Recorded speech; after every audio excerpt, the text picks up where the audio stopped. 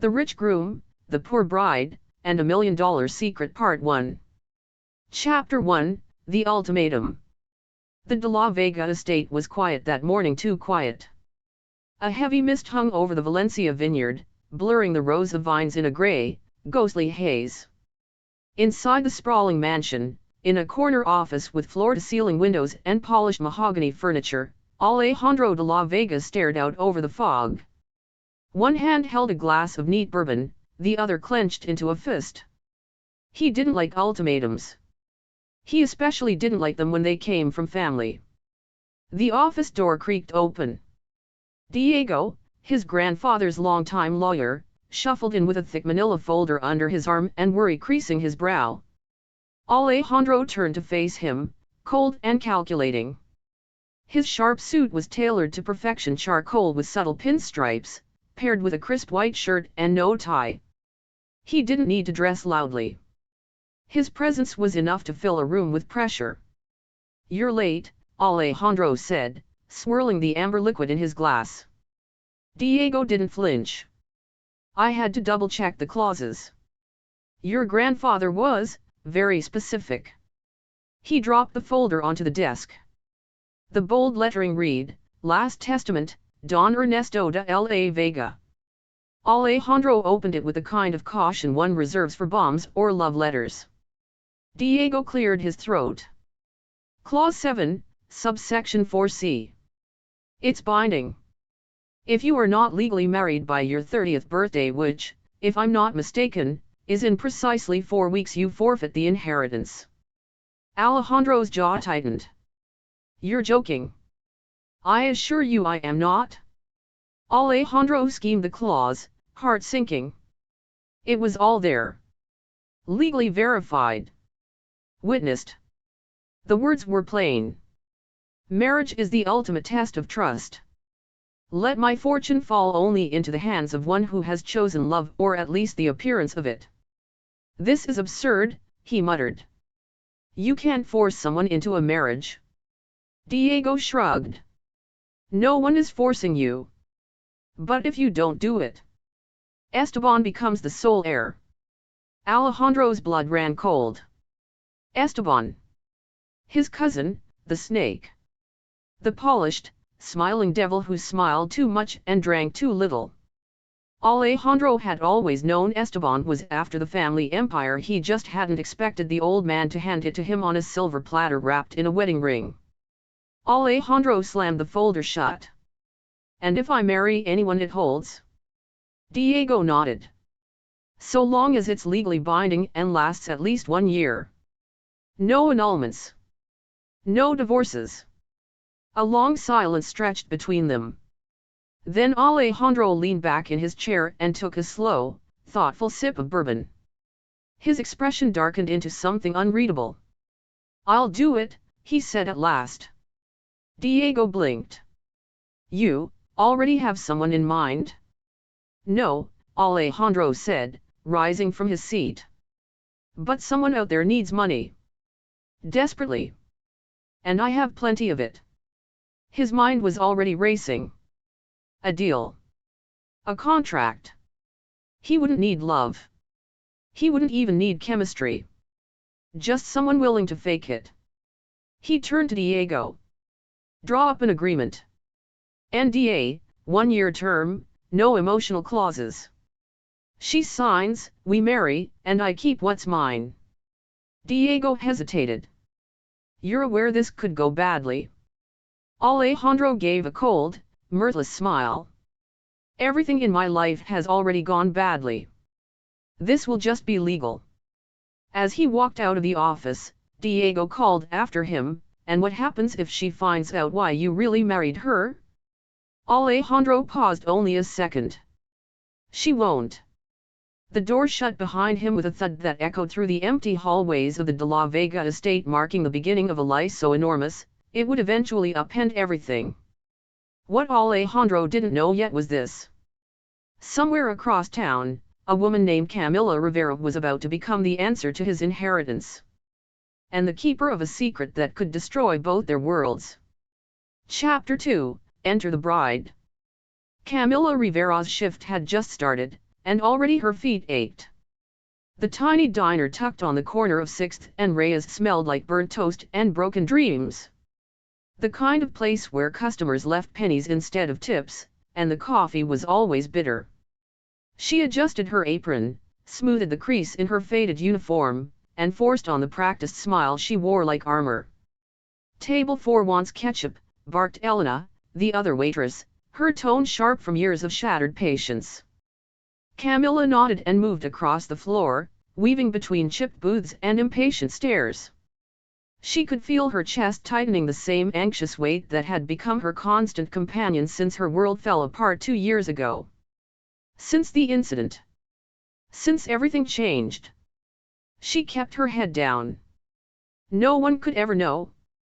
She slid the ketchup onto table 4 with a soft "here you go," and turned away before the man could comment on how tired she looked.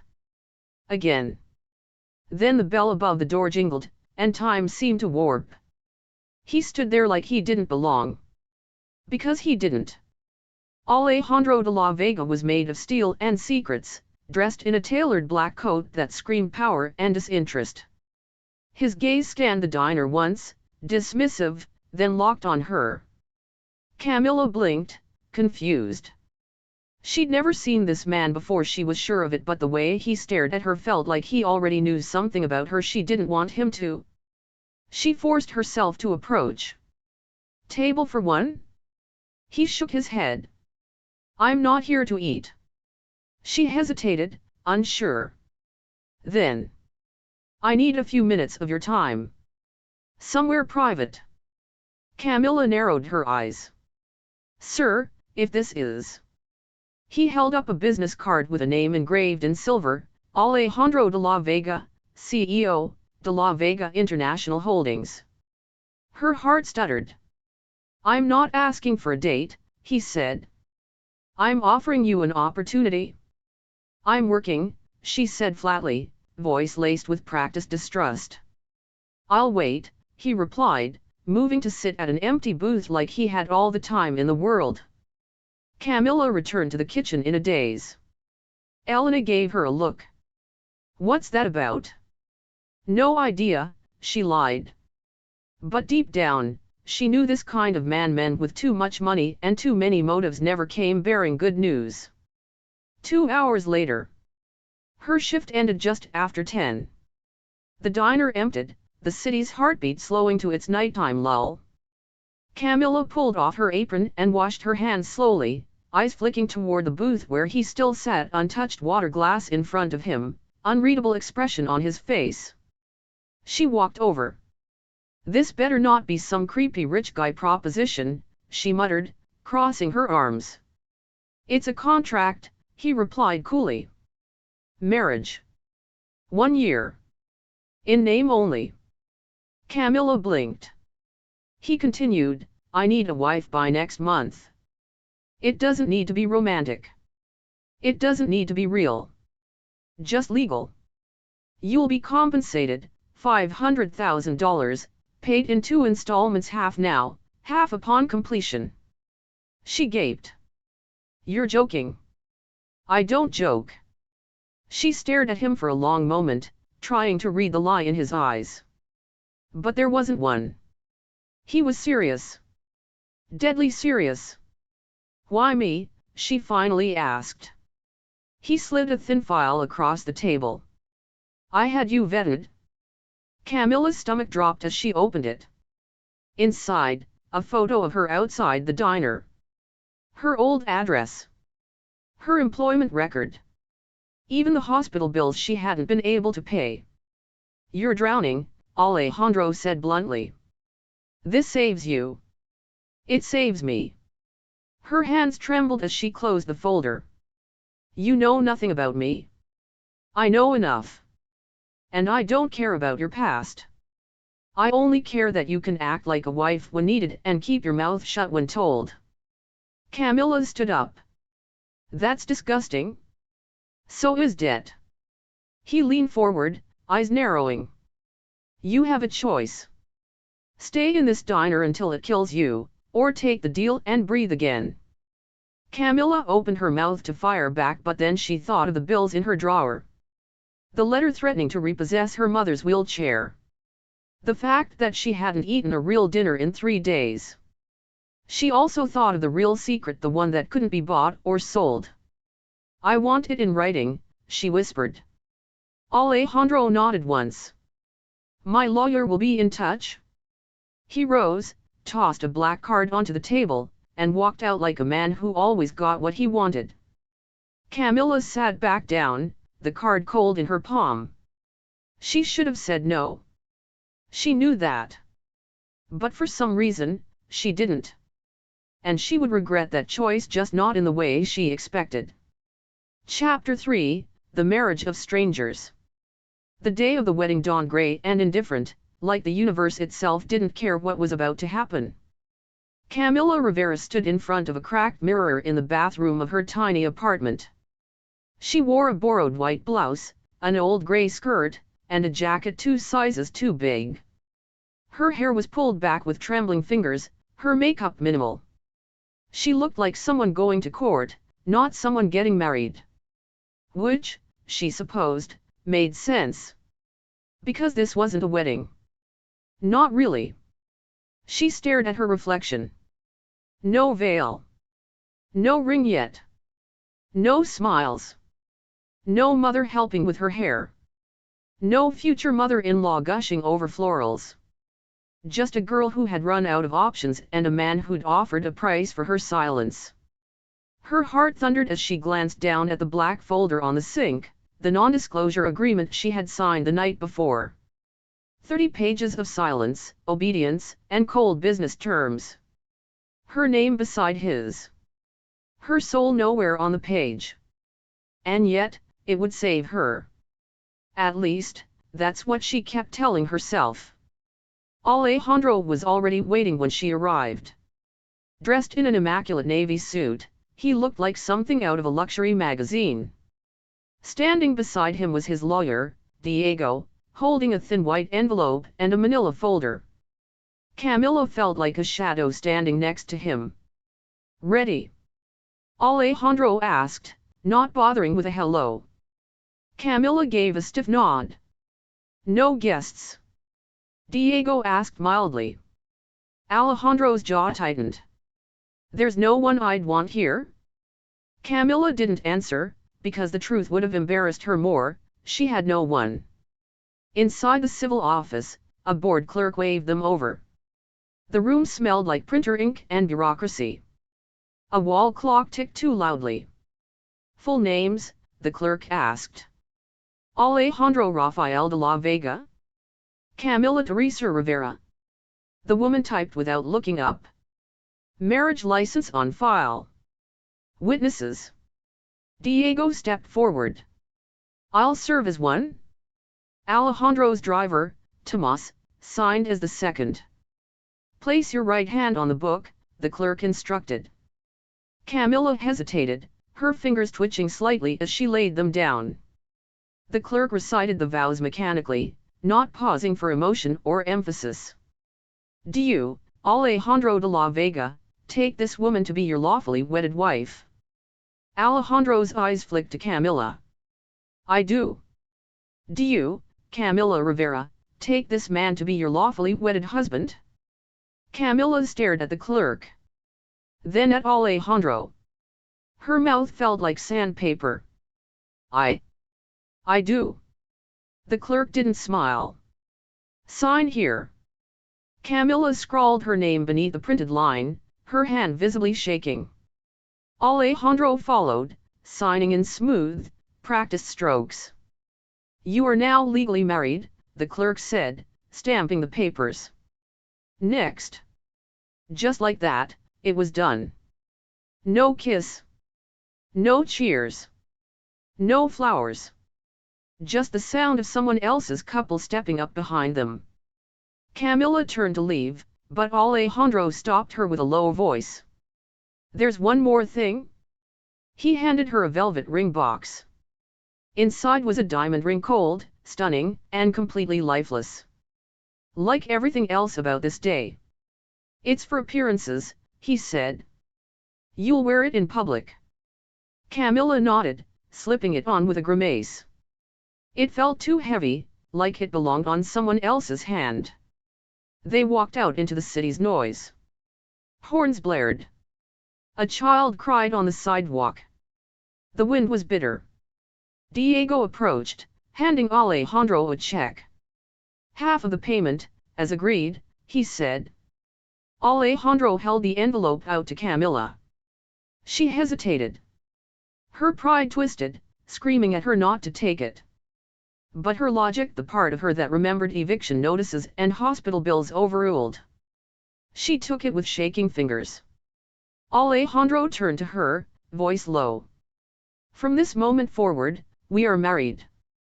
But this is not a relationship. This is a business arrangement. You'll attend events with me, play the part, and follow my lead. Camila nodded, eyes clouded. Understood. And one more thing, he added coldly. Don't ever lie to me. She almost laughed. The irony. Instead, she whispered, of course. They shook hands, a business deal sealed where a kiss should have been. And somewhere inside her, a small voice whispered. You've just sold your soul, Camila. But another voice, the one she hadn't heard in years, asked quietly. Or have you just bought your freedom? They parted that afternoon like strangers with a contract. But destiny doesn't care for paperwork. And secrets have no expiration dates. Chapter 4, Family Ties, Family Lies. The De la Vega estate looked more like a European palace than a family home.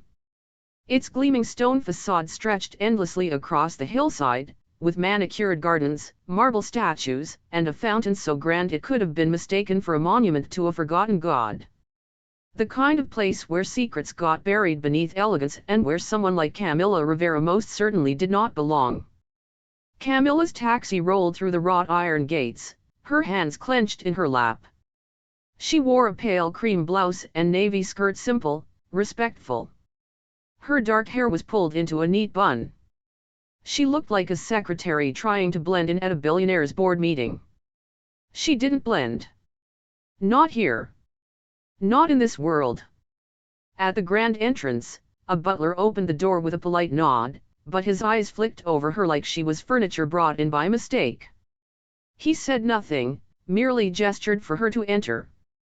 Camila stepped inside and was instantly swallowed by opulence. The foyer was cathedral-sized, all echoing marble and glittering chandeliers. A double staircase curved like a pair of arms reaching upward. At the top of one, a tall, regal woman descended with the grace of someone born into power.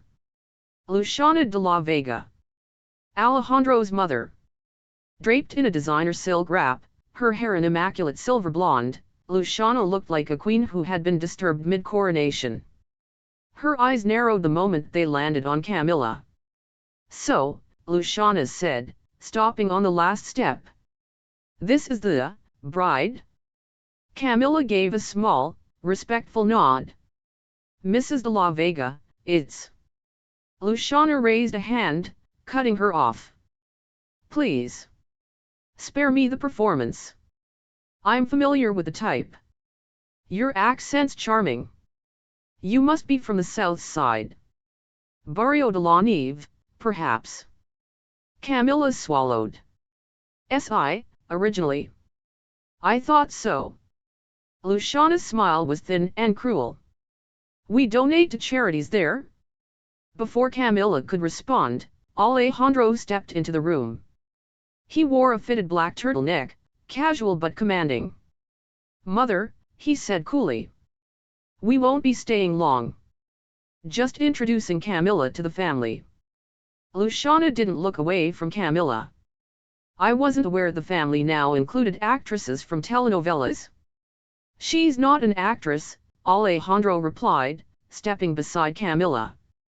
She's my wife. Luciana's mouth tightened.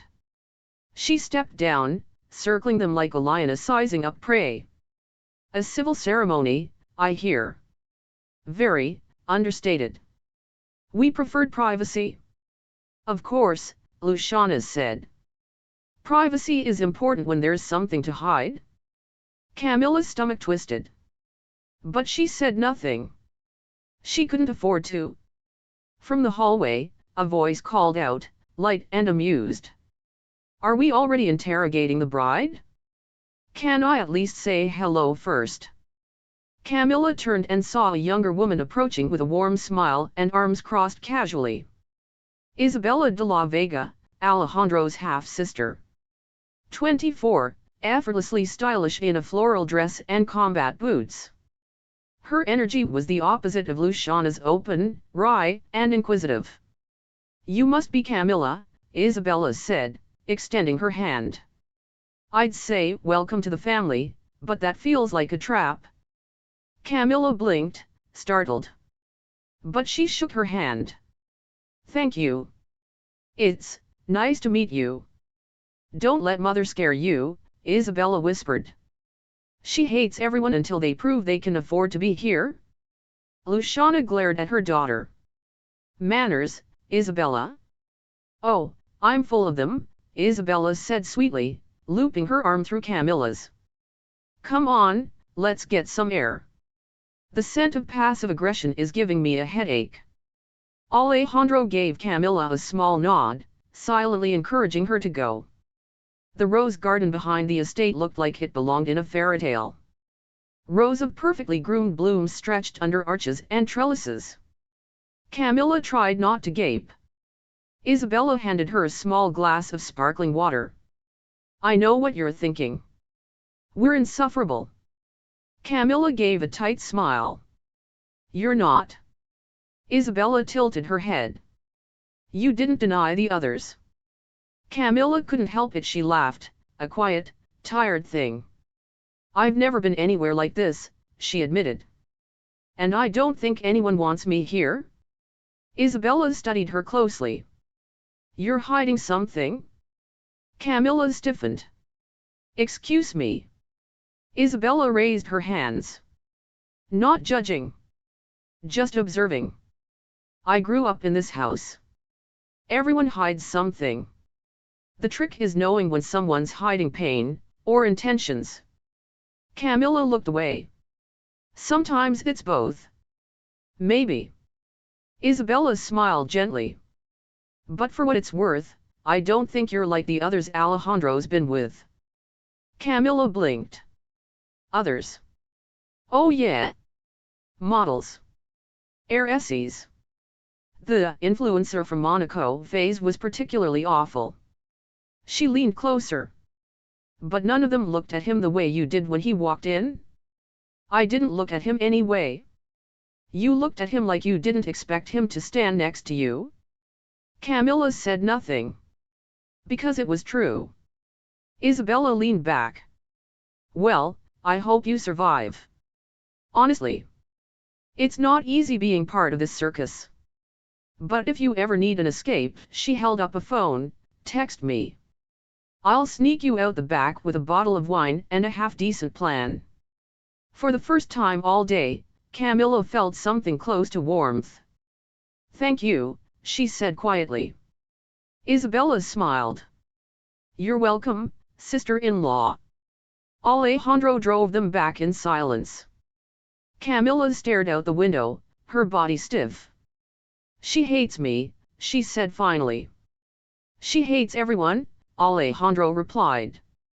She just hates you for different reasons. Because I'm not rich? Or because I'm not afraid of her? He didn't answer right away. Then, softly, maybe both. They said nothing more. But as the estate disappeared behind them, Camilla felt something stir, faint but real. Maybe it was dread. Or maybe it was the first breath of resistance. Because Alejandro's world didn't want her. But she was here now. And she had every intention of surviving it. Chapter 5, One Rule Only. The sun had dipped below the city skyline, painting the penthouse in amber and ash. Alejandro's place, their place now, in name at least, was perched at the top of the De la Vega Tower, a crown above the glittering sprawl of the city. All glass, chrome, and silence. Modern, minimalist, impersonal. A space designed for someone who didn't intend to stay emotionally tethered to anything. Camila stood just inside the door, her arms wrapped tightly around herself, still wearing the simple outfit from their visit to the estate. Her small suitcase, barely large enough to hold her entire life, sat at her feet. Alejandro stepped in behind her, his keys clicking softly on the marble kitchen counter. "This is where you'll live," he said. "There's a guest room down the hall. Fully furnished. If you prefer, you can choose another apartment. Somewhere discreet. But when we're seen together, we live here." Camila didn't move. "This is fine." He nodded once, his expression unreadable as he removed his blazer and folded it across the back of a bar stool. For a moment, neither spoke. The hum of the city was a distant vibration through the windows. Then Alejandro turned to her, his voice low, smooth, and sharp like a scalpel. "We need to discuss expectations." Camila met his eyes, chin raised just slightly. "I figured." He crossed to the center of the room, standing between her and the towering view. He didn't raise his voice, he didn't need to. Authority clung to him like his custom suits. "This is not a marriage," he said. "It's a transaction. I trust you understand that." Camila nodded, slow and deliberate. He continued, his tone steady and rehearsed. "There will be public appearances. Parties. Dinners. Occasional interviews. You will smile when expected, remain poised, and wear what the image demands." Camila's mouth twitched, something bitter rising. "A trophy wife." "A believable one," he corrected. "You'll be given a clothing allowance, access to a driver, and protection if needed. In return, you keep up the performance and follow the rules." She tilted her head, voice dry. "And what are those?" Alejandro stepped closer. Close enough for her to feel the chill of his presence. "One rule only," he said, and for the first time, there was a flicker of something beneath his words. "Not anger. Not control. Fear." She noticed it. His voice dropped to a whisper. "No falling in love?" Camila blinked. No smile. No reaction. He went on, "This doesn't become emotional. It doesn't become messy. The moment you mistake this for anything other than what it is, we're both in trouble." There was a pause. A beat too long. Then he added, colder now, "and no secrets.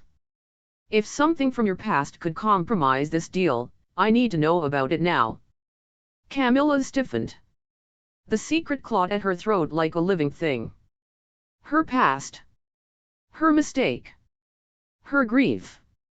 She stared at him, this man who didn't want a wife, didn't want a partner, just a barrier between himself and his cousin's ambitions.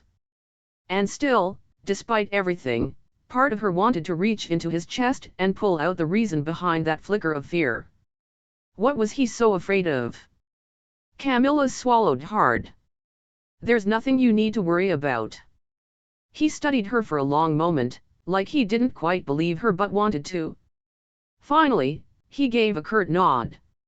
"Then we're clear." She nodded too. "Crystal." He turned away, already dismissing her, walking toward his study. But she didn't move. Behind him, she stood in the dim hallway of this glass fortress, her face composed. But her eyes said otherwise. They burned with something unspoken. Not love, not yet. But the dangerous beginning of a truth that couldn't stay buried forever. Because while Alejandro made the rules, Camila had never been very good at following them. Chapter 6, Flashbacks and Fireworks. Camila stood alone on the penthouse balcony, staring out over the sleeping city. Below her, traffic crawled like veins of fire. Somewhere in the distance, a firework bloomed, a red flare cracking against the dark. The sound echoed upward, hollow and sharp. It wasn't a holiday. Not a celebration. Just another private party from someone with too much money and too little purpose. She gripped the railing with both hands, her breath clouding in the cool night air. Alejandro was inside, likely in his study, buried in spreadsheets or brand statements, as if controlling money could somehow shield him from emotion. He hadn't spoken to her again since delivering his one rule. Camila didn't mind. She preferred the quiet. Because in the quiet, the past returned. And tonight, it returned with full force. 2 years ago, in a different city, in a different life, Camila had stood under a very different sky. It was a Friday. A storm was brewing, thunder low and hungry in the distance. She had been late for her shift at the cafe, shoes soaked, hair dripping rainwater down her neck. The test had been in her pocket. She'd bought it at the pharmacy on the corner, her hands trembling as she slipped it into her jacket. She hadn't told anyone. Not her friend Alma. Not her boss. Not even him. Rafael. Her smile faltered at the memory of his name. Rafael De la Vega. Charming. Reckless. Addicted to trouble and allergic to consequences. She had met him during one of the cafe's charity catering events. He was handsome, rich, and damaged in a way that felt like it matched her own. He wasn't cruel like Alejandro. He was fire. But fire still burns. The pregnancy test had confirmed what she already suspected: she was pregnant. At first, Camila had been paralyzed by fear. But fear, eventually, gave way to a quiet resolve. She began to dream just a little. A small apartment. A second-hand crib. Warm bottles and lullabies. She had told Rafael the following week. He laughed. "Are you serious?" he'd said, eyes wide with disbelief. "Camila, this can't happen." "Not now." "But it is happening," she'd whispered. "No, it's not. You'll take care of it. I'll pay, okay? Just don't make this a thing." Her blood had gone cold. He'd left that night. Never answered another call. A month later, the pain started. Cramping. Bleeding. Her breath shortening as her vision narrowed. She had passed out on the floor of her studio apartment. The next thing she remembered was the antiseptic sting of a hospital room, the beeping of machines, and a nurse's voice, "I'm sorry, there's no heartbeat." The doctor said it had been an ectopic pregnancy. Emergency surgery. Internal bleeding. She had nearly died. They'd removed part of her reproductive system.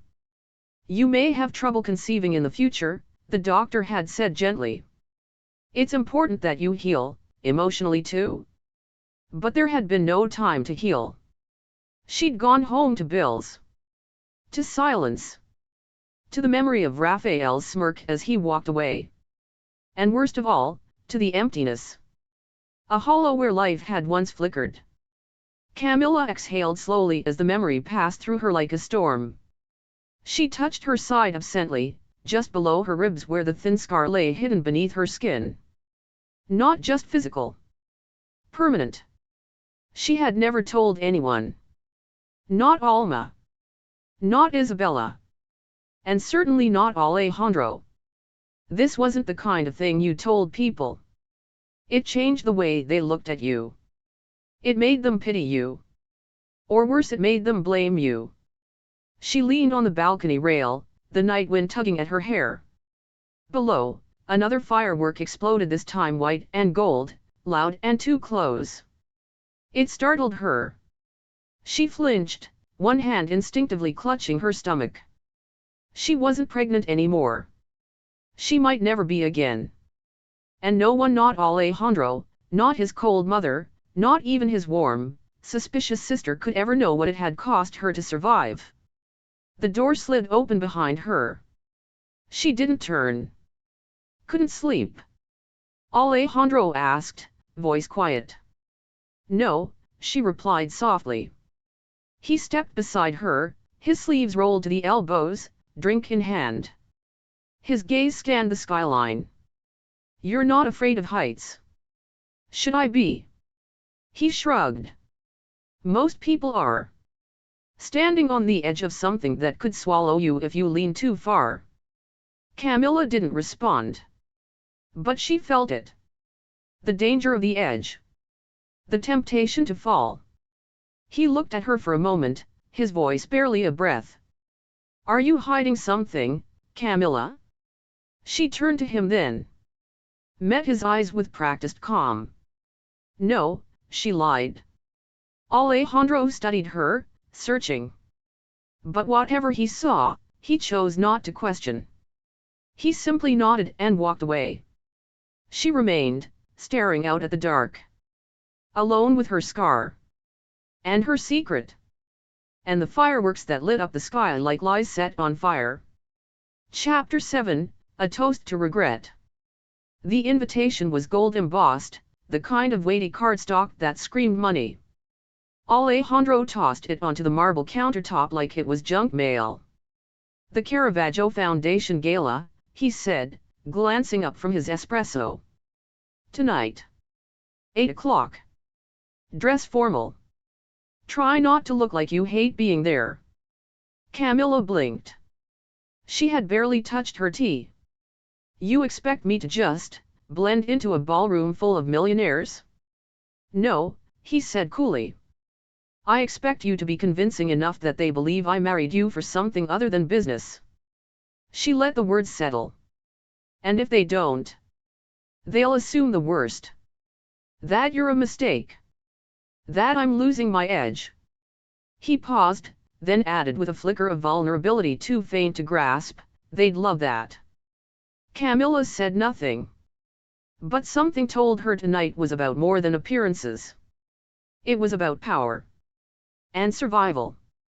And Alejandro needed both. Camila emerged from the guest room, transformed. She wore a deep emerald gown chosen by Alejandro's assistant that hugged her waist and flowed like liquid around her legs. Her hair had been curled softly at the ends, pinned on one side to reveal the curve of her collarbone. She looked polished. Controlled. The perfect illusion. Even Alejandro stared. Not bad, he said at last, though his voice had thickened slightly. You don't look terrible either, she replied with a faint smirk. He offered his arm. Let's give them a show. The ballroom shimmered like a jewel box. Crystal chandeliers rained light down on champagne flutes and whispering silks. It smelled like expensive perfume, floral arrangements flown in from Paris, and hidden resentment. Camila had never been surrounded by so much wealth and felt so disposable. Eyes turned as they entered. Some polite. Some scrutinizing. Some curious in the way only predators and paparazzi can be. Alejandro leaned in. Don't flinch. I'm not. Good. The evening passed in waves: introductions, false laughter, polite questions with poisonous edges. Camila, right, said one guest, a woman in a blood-red dress. And what is it you do? I breathe, Camila replied sweetly. It's surprisingly time-consuming in this crowd. A chuckle beside her Isabella. She appeared like a breath of fresh air and took Camila's hand. She's new, not mute. Stop treating her like a prop. But the scrutiny didn't stop. It never did. It was during the auction portion of the gala that everything tipped. Alejandro was called to the stage to make a short speech about his foundation's recent donation to the Children's Cancer Wing at Valencia General. He was handed a glass of champagne and a microphone. Polished. Confident. Everything his last name demanded. But as he raised the glass, someone in the crowd called out, Esteban. Will your new wife be matching your donation, Alejandro? He asked with a mocking smile. Or did she leave her checkbook in the barrio? A few gasps. A ripple of cruel laughter. Camila froze. Alejandro's jaw flexed. The crowd leaned in, waiting for anger, embarrassment, a stumble. Camila made her choice in a single breath. She stepped forward. Onto the stage. Her heels echoed like gunshots.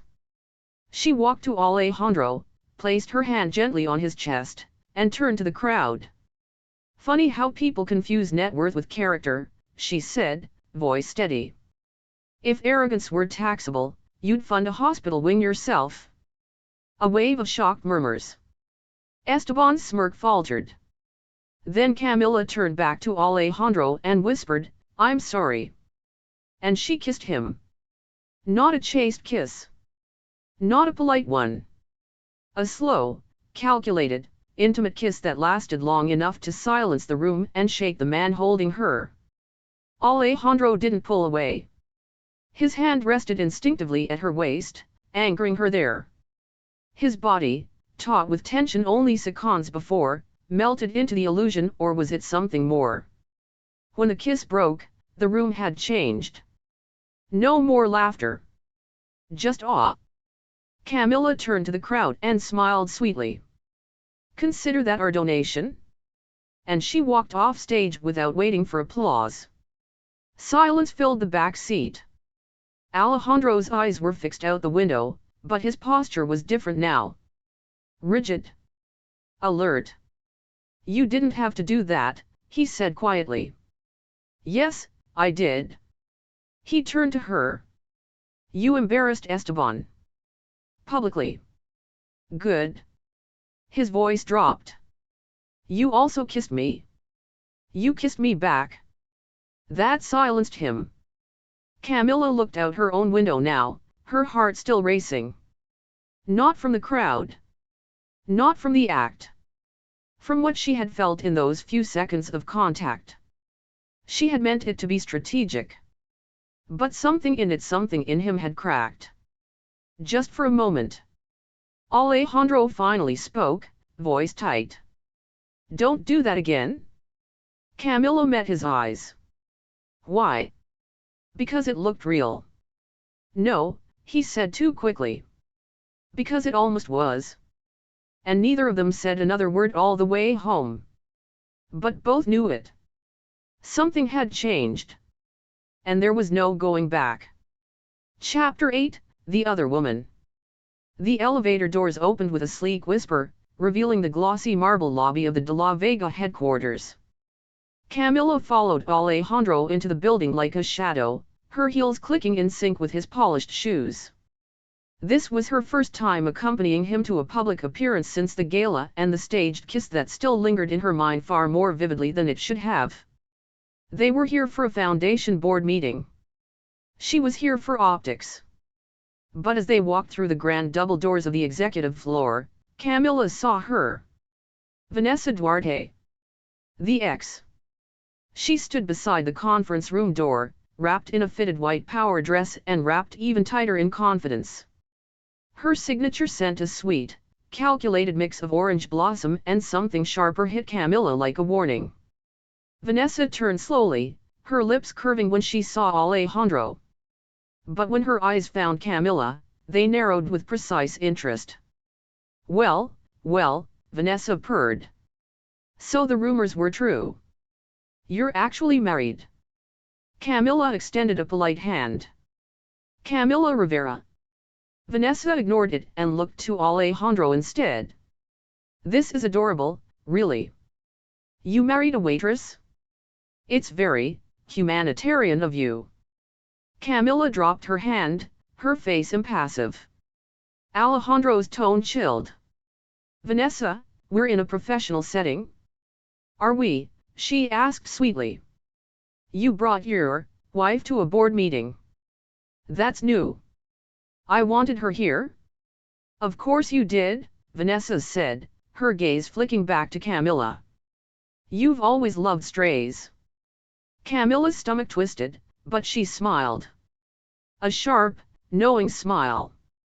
You must be Vanessa? Vanessa arched an eyebrow. I see he's told you about me. No, Camila said softly. But I recognize the perfume. People usually wear their desperation like that. Vanessa's expression faltered, just for a second. Alejandro cleared his throat, clearly not in the mood for a sparring match. This meeting won't take long. Camila, the waiting lounge is through that door.